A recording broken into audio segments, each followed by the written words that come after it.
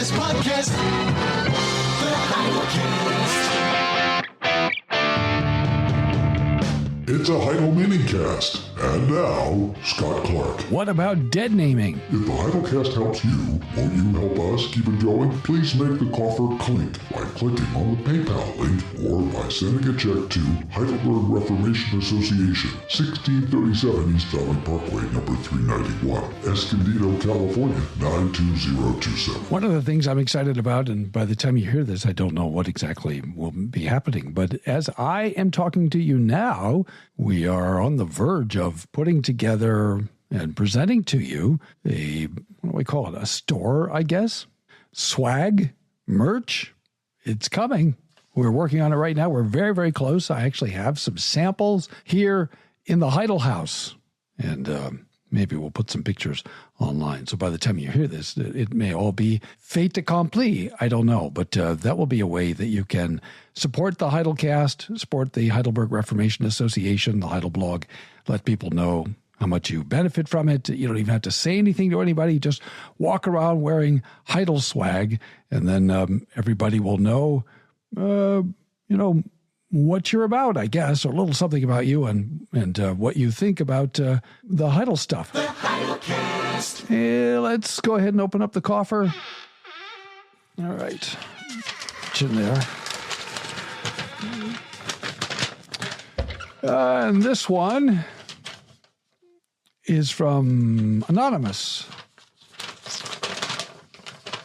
And it says, hello, my sister, non-binary / queer, has refused, in parenthesis, has refused to come to my wedding unless I use a name she has chosen in place of her, quote, dead name, close quote. That's, in case you don't know, that's if somebody declares themselves trans or decides that they're, non-binary or queer, meaning they want to sort of reject all established norms, sexual norms, something like that, then they may change their name, give themselves a new name.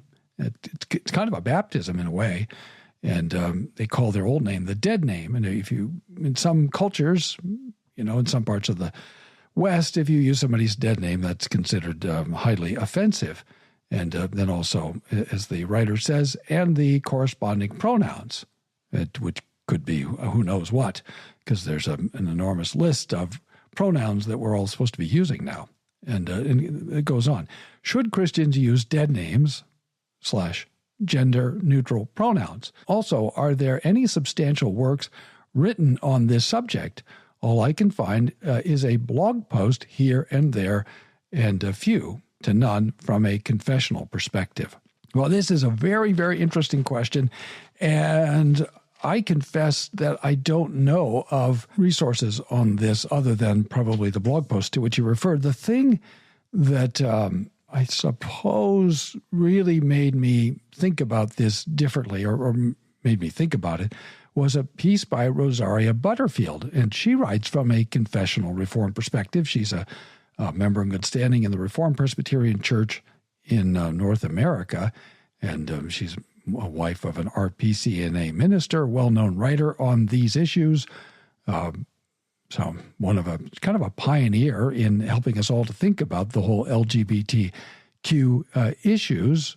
And she's written about her experience, and I've helped to put on a couple of conferences with Rosaria. So there's lots of stuff on the Heidel blog about Rosaria and by Rosaria, but if you just check out Rosaria Butterfield, you'll find lots of stuff. And there is an article that she has published. I don't remember where it was, but you can easily find it. It's online, where she basically says, look, I made a mistake.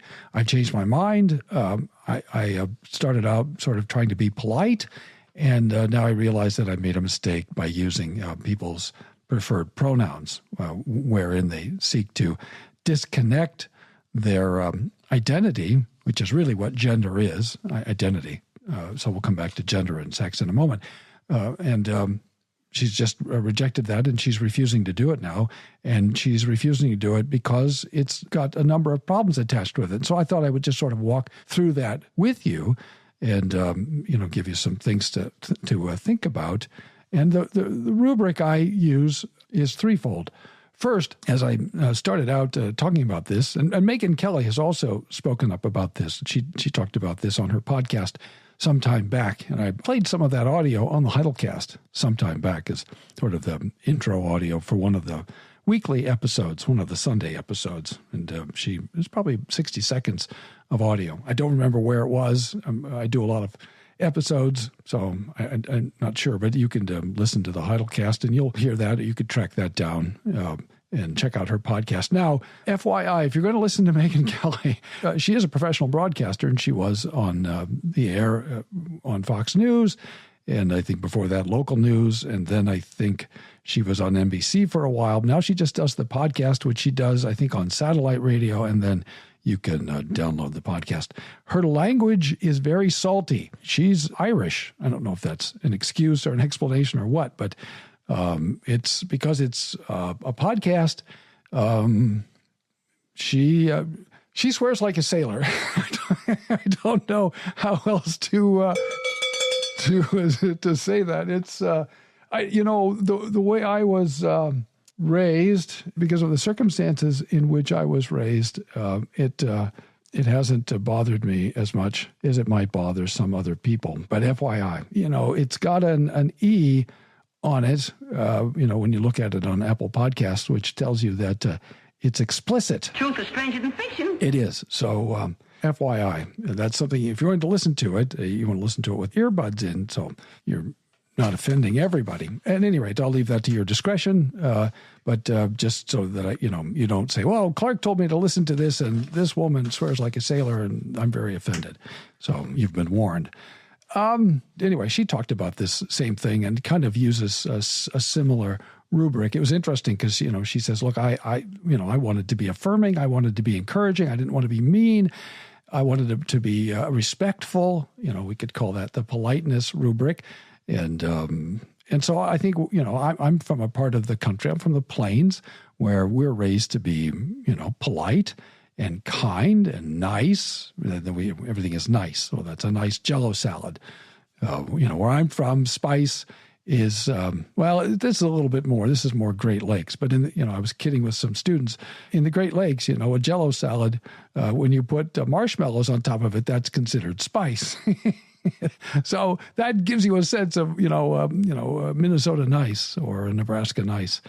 We're very concerned about being perceived as nice and getting along and not offending. Not offending is a very high value where I'm from. You might not know it to listen to this podcast, but that's the way I was raised. So there's a sort of schizophrenic quality to the way I was raised. On the one hand, people in my house swore like sailors when I was a kid. That's not a good thing. I'm not recommending that. It was not necessarily very helpful or even particularly mature, but it's the way it was. And yet there's also this strain of niceness. So anyway, same two things that coexisted with each other. So I think a lot of us face this pressure to be polite, and somebody presents themselves and says, my name is, let's say, my grandfather and grandmother disagreed about what to call the cat. She called the cat Sweetie Pie, and he called the cat George. So let's say somebody's given name is Sweetie Pie, but then decides to identify as George. So what do you do? Politeness dictates that you use George, and you go on, and maybe that's the right thing to do. But maybe it isn't. And, then use the accompanying pronouns. So I have a lot of trouble with the sort of ever-expanding list of pronouns simply because so many of them are artificial and, the list just keeps growing and growing and growing. Truth is stranger than fiction. It is. And it seems arbitrary. And it seems in that respect an attempt to sort of exercise influence or power or control over a relationship. Call or text now, 760-618-1563. So I resist those in part on that ground because it doesn't seem like an honest form of communication. But I also resist the new pronouns or, the use of pronouns that don't really match somebody's sex because they don't match somebody's sex. And it's simply not true. So let me make a couple of distinctions here. For one thing, right, we have to distinguish between gender and sex. Gender is a grammatical category, and there are 3 genders in grammar, masculine, feminine, and neuter. And I've heard some arguments that there is some actual correlation between these categories and the things being named, but and that may be, I need to look into that a little more. But as far as I know, they're relatively arbitrary. Ships are typically she, and I don't know that ships actually have the things that make something a she. So it seems to me that it's arbitrary. Now, I could be wrong. I'm certainly not an expert on ships, but anyway, I don't see how that works. So it seems arbitrary. But on the other hand, sometimes there is a correlation, but that's grammatical, right? And so there can be a certain degree of arbitrariness. But sex is not arbitrary. You're either born male or you're born female. And that's just a biological fact. Everybody knows that. Anybody who tells you that things are other than that is either ill-educated or pulling your leg or gaslighting you or doing something else equally unhelpful. Now, there's a small percentage of people in the world who are born who are sexually indeterminate. That's a fact. But you can tell how bizarre things have become in the late modern period because any university student, and maybe any high school student now, will tell that's the first thing they learn in school, it seems, that there is a small number of sexually indeterminate people. Okay, that's the exception that tests the rule. That's what proves means in that case. It means tests the rule, but the rule is still the rule, right? The vast majority of people are born and they belong either to one sex or the other. And by the way, the doctor is not assigning anybody to any sex. And that is an objective reality, right? Nobody's creating it. It's not a construct. It's just the way things are in the nature of things, right? That's how God has set up the world. That's how providence operates. So given that gender is relatively arbitrary and that sex is a biological fact, what we should talk about is sex. And people of one sex are now pretending or presenting themselves to the world as if they belong to the other sex. Well, of course they don't. And it's one thing to do it for comedy, do it for humor, but it's another thing to do it seriously and then demand that people regard you as that. I'm sorry, but that's just insane. And it's a signal of a degree of mental illness or something else, dishonesty, manipulation, a way to, assume victim status and to gain control of a relationship or a conversation or whatever's happening. But it's not normal. It's not right. It's not natural. It's not true. And that's a big problem. So somebody is basically deluded or doing something else, right, to being dishonest and asking you to play along. That's problematic. Now, politeness tells you that, well, you should just go along and overlook the craziness. And maybe you could justify that if it was just one person out of a million. But it's a growing movement. And if we treat it as if this is normal and that this is a thing that happens and that this is an accepted part of society and life, then that seems to be somewhat problematic because it isn't. It's a sign of some sort of confusion or, as I say, mental illness or something else. Whatever it is, it doesn't correspond with reality. It doesn't correspond to truth. So that's the other thing. So what's the truth? The truth is the person standing in front of you belongs to a biological sex with which they were born, and they're demanding you to say the other. And at this point, I just go back to the Hans Christian Andersen story, The Emperor Has No Clothes. And that's the way I think about this whole thing. The trans emperor has no clothes. And occasionally, people will stand up and say, look, the emperor has no clothes. If you don't know that story, you should read that story. That should probably be a mandatory reading for just about everyone. So the question is, and I'm very much influenced by that story, should we continue to facilitate this effective dishonesty? Should we say, look, the emperor really is wearing these beautiful clothes when in fact he's going around naked? Children, you should have your mom and dad read that story to you. It's wonderful. And it's great training for postmodern life. A wonderful sort of parable, I guess, for our time. Well, I think we have to tell the truth. I think we are people of the truth. And I think we should be polite. We should be kind. We should be gentle. We should be meek. But we do, I think, have to tell the truth. So I think that's a fundamental commitment. So politeness has to take a backseat to truth. It doesn't mean we have to be rude, but does mean that we have to stand for what's true. So and then the third rubric here is love. What does love require? That's another thing I ask myself. And I have to remind myself as a guy, again, who was raised on the plains, that, love isn't necessarily niceness. Love isn't necessarily politeness. Right? Love is, I think, fundamentally something else altogether. Ladies and gentlemen, Scott Clark. So how do we love this person who demands that we use pronouns that don't correspond to his or her biological sex, or a new name that is intended to, defy what we know to be real? As I'm talking to you, we have I think, Surgeon General who is a biological male who presents himself as a female, which is an indicator of the craziness and sanity of our age, that this person holds a very responsible position, was confirmed by the United States Senate, and is pretty clearly got some very serious problems. And we're all pretending, well, not we all, but people in responsible positions in the United States government said, yeah, that's okay for this person who's clearly not right, not well, in need of serious counseling, maybe hospitalization. We're going to put this person to some degree in charge of the United States Public Health Service.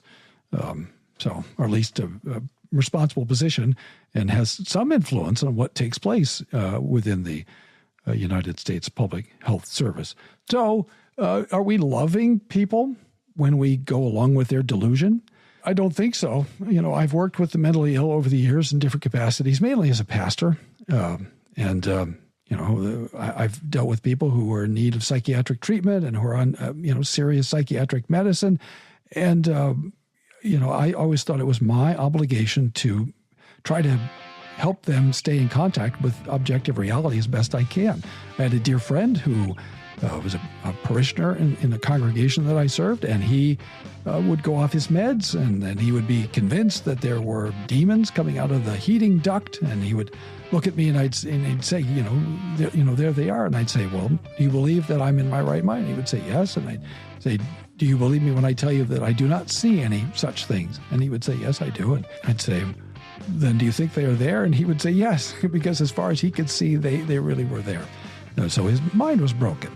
And, it was better when he was on his meds. And then I think eventually they did adjust his meds, and the meds improved, and he was better. But all that to say, I thought it was my job not to indulge his insanity, but to try to help him understand there is an objective reality. And some of us are, more in touch with it at different times than he was, and that he could trust us, and that we were trying to love him and help him. And I think he seemed to appreciate it. But I don't think it would have helped him to say, well, of course, you're right. There are demons coming out of the heating duct, because that just wasn't true. It wouldn't have helped him at all to be told that, and to sort of further indulge his, insanity. So I think something like that is true in this case. I understand what I'm saying is difficult. I understand that what I'm saying could well mean that this person will come to the wedding, and, it's a very difficult thing.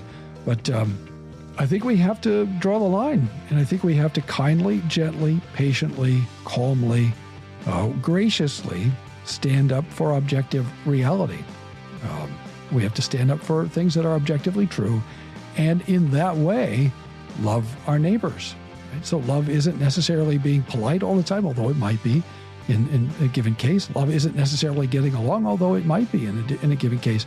And that also doesn't mean that love is recklessly or needlessly confrontational. But love does require that we stand for the truth, and that we lovingly, firmly, clearly, graciously, kindly, patiently, gently uphold it, even, I think, if it costs us a lot in a very close personal relationship. Thanks for listening. Tune in tomorrow for more from the Heidelcast, brought to you by Heidelberg Reformation Association.org. Don't forget, when the coin in the coffer clinks, the cost of bandwidth shrinks. Copyright Heidelberg Reformation Association. All rights reserved. This is a Heidel Media production. The best podcast, the Heidelcast.